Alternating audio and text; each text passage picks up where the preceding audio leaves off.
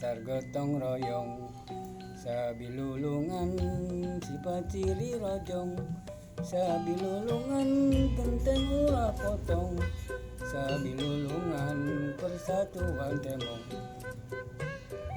Sampurasun para dulur bahaya mangga urang silahkan perkawis iket. Daya iket hiji kain segi opat. Ngeunanakeun urang ngagaduhan 4 madhab. Wetan, kulon, kaler, kidul. Di tengahna ieu aya kotak opat anu dinamian dina istilah iket Sunda mah modang. Modang artina aya pagar segi opat. Nyata pamagar orang boga imam 4 mazhab, Syafi'i, Hambali, Hanafi sareng Maliki. Di tengahna bodas yang nanakeun ciri orang pasapahna hate orang ditindin pangjerona, hate anu teu bisa dibohongan. Dina segi opat kain ieu iket teh nyata keur pangiket mustika anu aya dina mastaka. Tah ieu didamel segi tilu.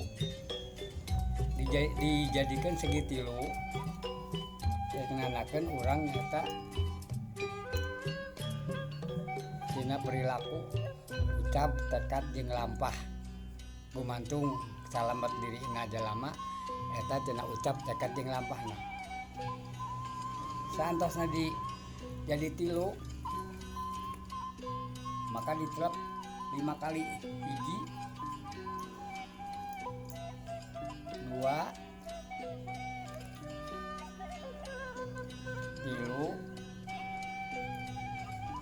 4 5. Ieu nanakeun urang ngagaduhan hiji kawajiban nyata anu 5 waktu anu teu bisa ditinggalkeun, anu tos ditangtukeun nyata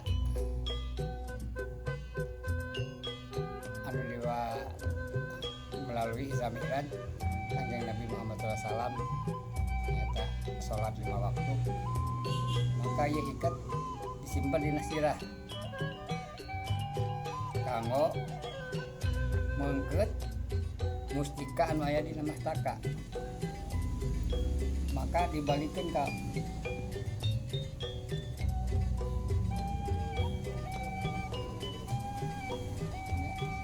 belah katuhu kita jalan anu lempeng.